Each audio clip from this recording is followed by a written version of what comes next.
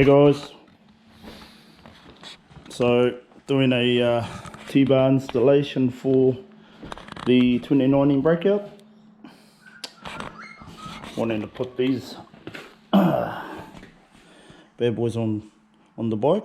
The 19 model has its LCD screen with the speedometer and the fuel and a couple of other settings on there. They come stock with the bike, so I wanted that on the bike still because I find it pretty good. So we're replacing the soft bars with the new bars, and at the moment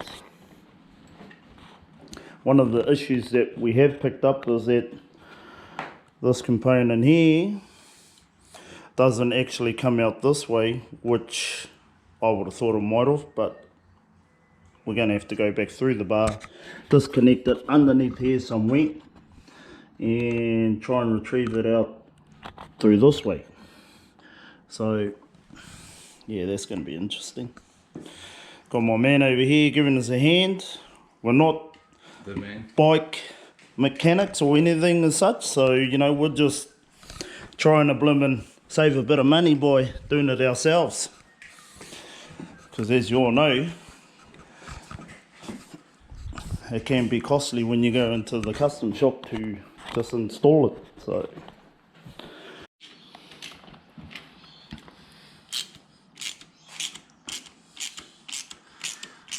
So we were not too sure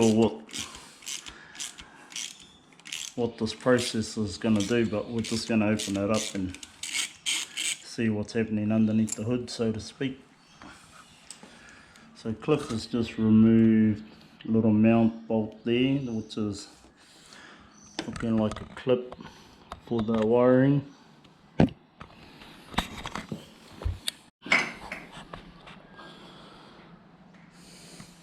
So it looks like we might be winning here a bit.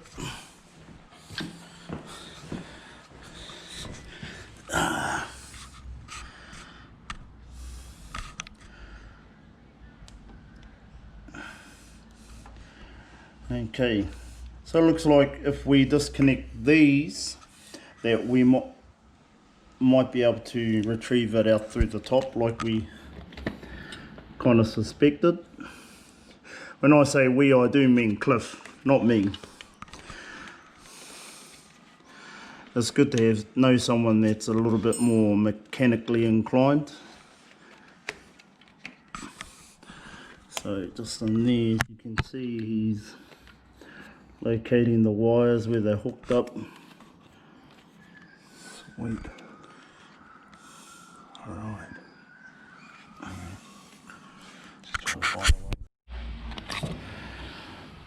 So we've gotten the what side is that?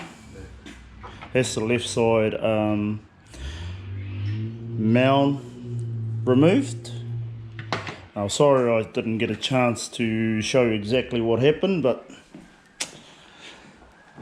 so for the Breakout users, the 19 model, I'm not too sure about any other earlier models, to locate these wirings to pull through out of the stock bars, you've got to access it through here, which is near the tank.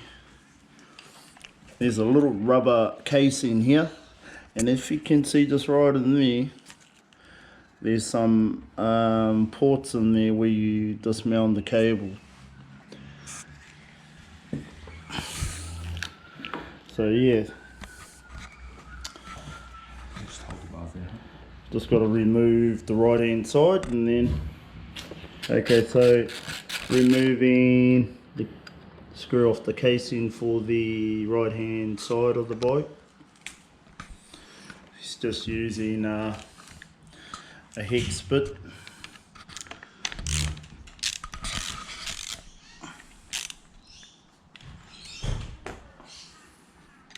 Look, there might be an easier way to do this, but I think the way we're doing it, look man, we're just kind of like I said, learning as we go, so I'm just kind of holding the bar in place for him so he's able to dismount this casing off, which is pretty straightforward. Let's back around this side here again. Big one.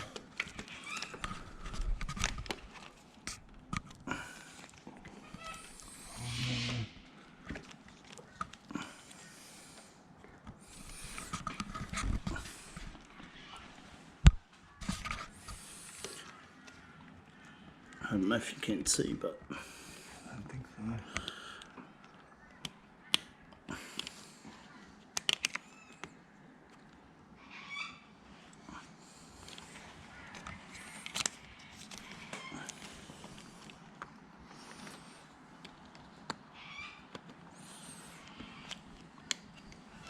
These are going to be fun to put back in.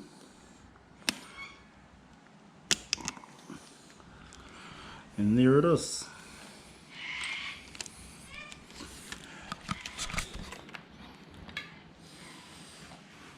Alright, so here we'll just feed that back through the bar because it's all fed internally, so cool. There's one more, yep, this one. So we've just unbolted the tank, so he's just raised it up a bit.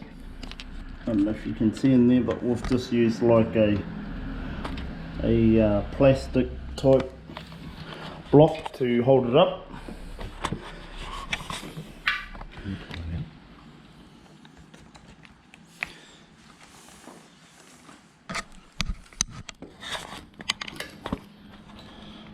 So he can access this wiring a bit better.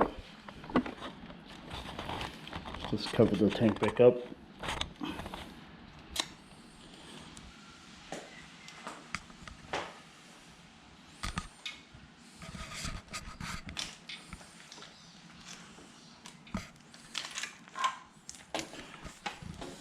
Okay.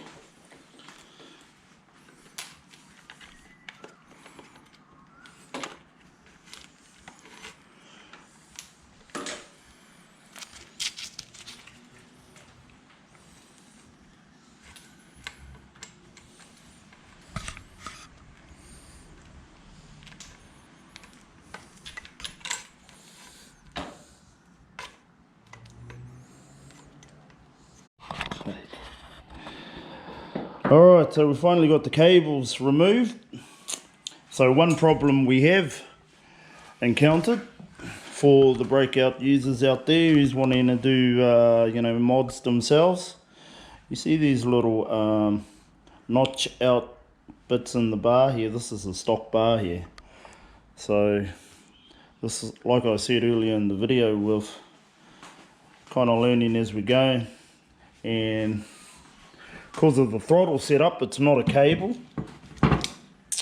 My good friend over here tells me, where did he put the cable? So this is the throttle cable setup here, as you can see there. He tells me it's a fly-by-wire. So these little notch outs in here, I haven't done on my bars, so I'm just thinking I'm going to do it by hand. Maybe, I don't know how well that's going to turn out, but do I kind of take the time and just do it properly? I think so. I've been waiting 7 weeks now, so what's another week or so? So yeah, I'd say when you do, for anyone else that's wanting to do bar installations for the Breakout, probably want to get your bars notched out first. So, which means you still got to remove this off anyway and kind of get the proper dimensions so it's nice and snug in there. There's one, two I believe, or maybe three. Yeah, 3. Yeah, bugger. Okay, so we're removing the stock mounds that was on, oh, well, the little risers, you call them, for the stock lemon drag bars. Can you hold it? So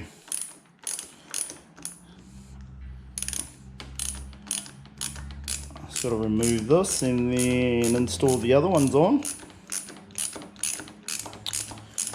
Yeah. Well, So the bars are off. That's what she looks like naked.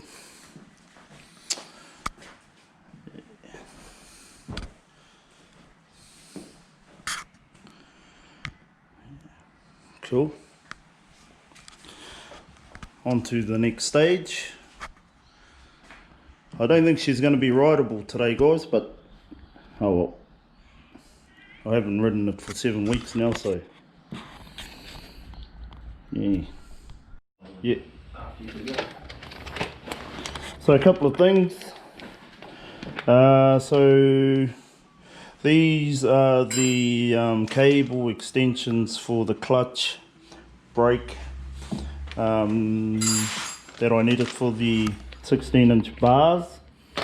So where I've got my parts from was from the local Burley bars here in Burley, Gold Coast, Australia. And I think these cost me $370. So it was just easy for me just to go through them and get the kit off them, because they, you know, do with custom bars every day themselves. So that's our kit there. You've got the extensions for the wiring loom that we've already disconnected off the stock one. So everything just plugs in as extensions, which is cool. Wrapped about that. And you've got your clutch and brake cables there too. So Cliff's just about to bleed the brake line. The other issue we have found with the bars, these are the standard bolts that come with the Breakout, the 9N model. And the bars I've had made, as you can see, these don't fit. So I'm going to have to get these re-drilled and tap it again. Won't be riding anywhere today, guys. hey. Probably have to do another video on part 2. But like I said earlier, it's a learning process for both of us anyway, which is cool.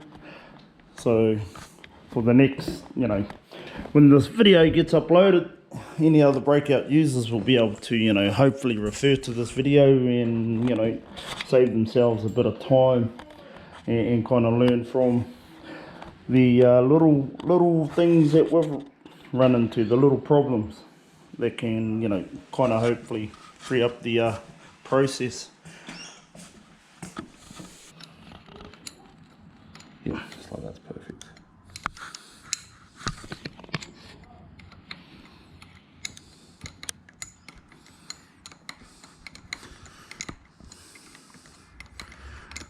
This is the brake line.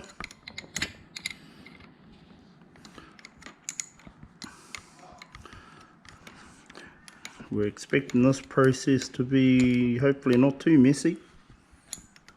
Okay, it should start leaking if it leaks at all.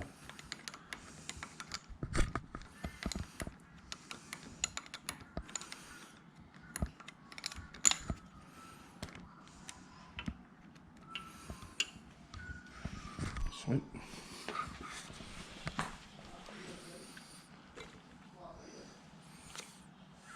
Happy days. Haha. Hey guys, unfortunately that was the last of the video for that particular part 1. So there's a couple of details that I forgot to mention, which I'll do in this video, and that was so what I'm going to have to do with what I've discovered with this bar. This is the stock bar, and if you can see in here, that's a thinner bar compared to the new ones that I've got, which is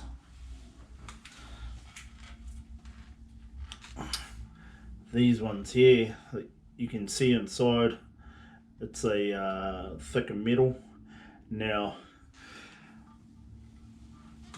I'm thinking I'm going to have to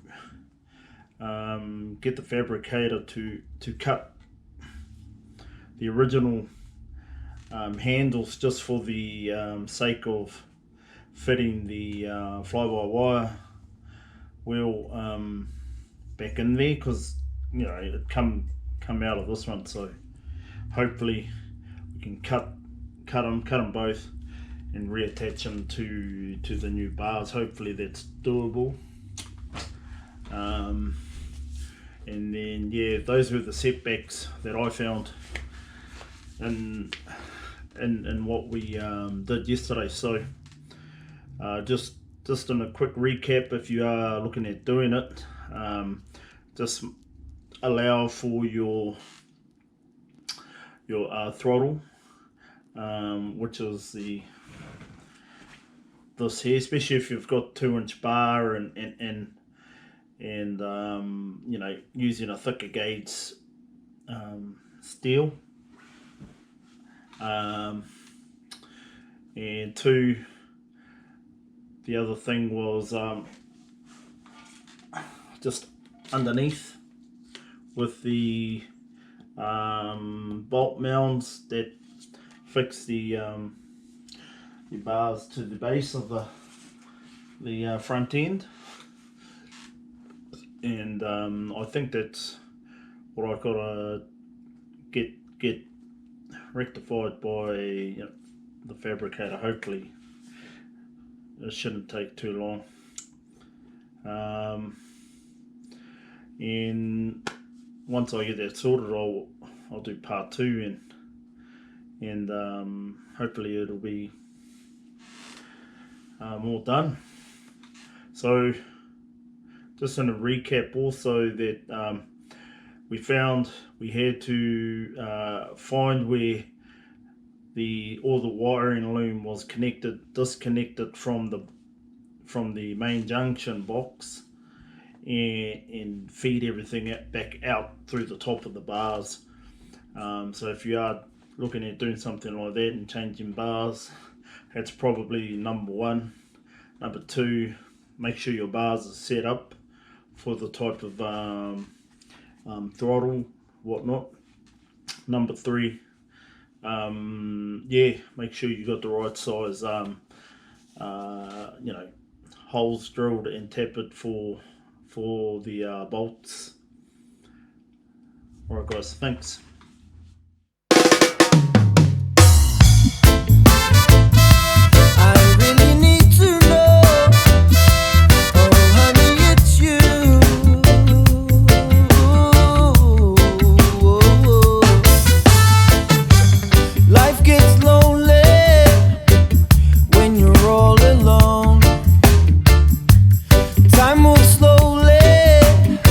When all you do is oh